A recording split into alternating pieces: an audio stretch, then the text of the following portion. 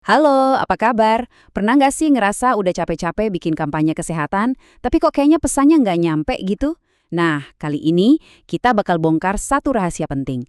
Gimana caranya biar kita benar-benar bisa nyambung sama publik?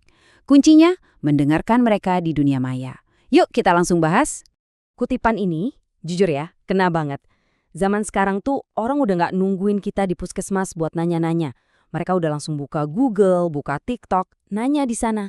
Nah, kalau kita nggak ada di sana dengan jawaban yang tepat, siapa yang ngisi? Jelas, misinformasi. Oke, ini dia peta perjalanan kita hari ini. Kita akan sama-sama belajar gimana caranya beralih dari yang tadinya cuma ngomong, jadi mendengarkan. Ada 5 langkah praktis yang bakal kita lalui bareng-bareng.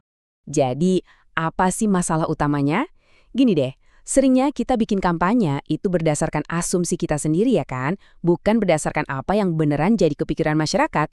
Kita sibuk cetak poster, ternyata audiens kita lagi sibuk ngetik pertanyaan di kolom pencarian sosmed. Nggak nyambung kan?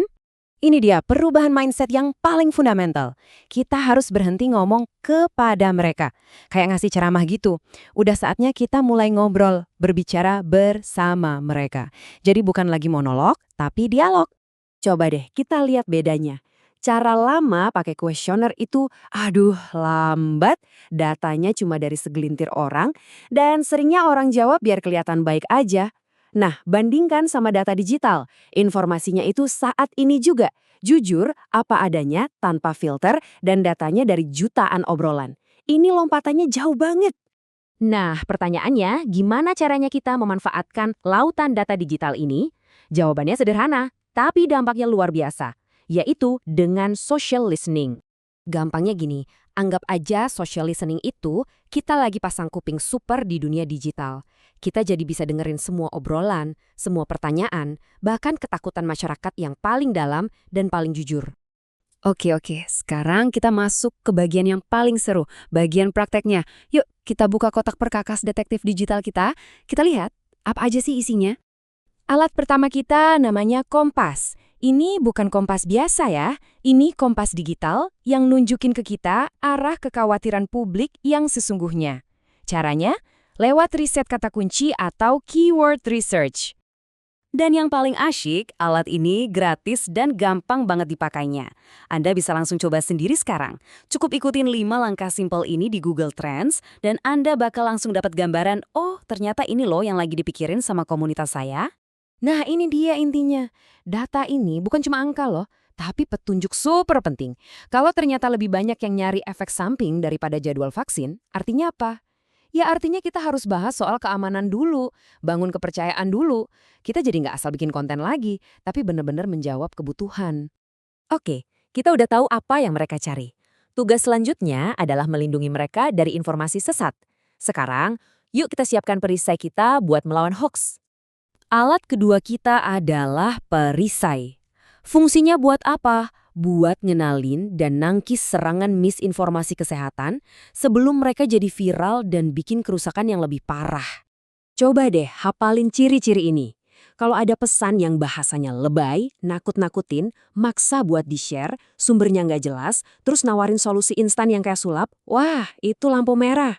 Langsung aktifkan perisai Anda, karena itu kemungkinan besar hoax. Dan ingat ya, tugas kita itu bukan cuma bilang, itu salah, tapi juga mengisi kekosongan itu dengan informasi yang benar. Jadi, sebelum bikin pesan balasan, pastikan dulu faktanya. Cek ke sumber-sumber terpercaya. Tapi, ingat, obrolan di dunia maya itu bukan cuma soal kata-kata dan fakta. Di balik setiap teks, ada emosi, ada rasa takut, ada harapan, ada kebingungan. Kita juga harus bisa membaca emosi ini. Karena data itu pada dasarnya adalah cerita tentang manusia. Disinilah alat ketiga kita berguna banget, lensa empati. Lensa ini ngebantu kita melihat lebih dalam, ngebaca sentimen atau perasaan apa sih yang sebenarnya ada di balik setiap komentar dan percakapan itu. Coba deh lihat data ini. Ini menarik banget. Ternyata rasa takut dan khawatir itu sampai 60%, jauh lebih dominan daripada yang nanya-nanya soal jadwal. Ini insight yang krusial banget. Artinya apa? Sebelum kita ngomongin jadwal, kita harus tenangkan dulu rasa khawatir mereka. Nah, dengan paham sentimen ini, cara kita merespons jadi bisa beda total. Kalau ada yang takut, kita jawab dengan empati dulu, baru kasih data. Kalau ada yang dukung, kita angkat cerita mereka biar jadi inspirasi. Kita jadi bisa membangun jembatan, bukan malah membangun tembok. Oke, kita udah punya kompas, perisai, dan lensa empati. Sekarang kita satukan semuanya dan lihat gimana ketiga alat ini bisa mengubah total cara kita berkomunikasi. Inilah hasil akhirnya. Kita berhenti buang-buang waktu dan tenaga bikin konten yang ternyata nggak ada yang butuh. Sebaliknya, kita mulai bikin kampanye yang beneran nyambung, yang didengerin, dan pada akhirnya bisa mengubah perilaku. Jauh lebih efektif kan? Jadi, pada akhirnya, coba ingat kutipan ini. Social listening itu bukan tentang memata-matai, tapi tentang berempati. Ini cara kita menemukan jejak-jejak kejujuran manusia di dunia digital supaya kita bisa melayani mereka dengan lebih baik lagi. Nah, sekarang giliran Anda. Peralatannya sudah ada di tangan Anda. Pertanyaannya sederhana. Apa pertanyaan pertama yang akan Anda ajukan ke komunitas Anda untuk mulai mendengarkan? Yuk, mulai dari hari ini. Terima kasih banyak.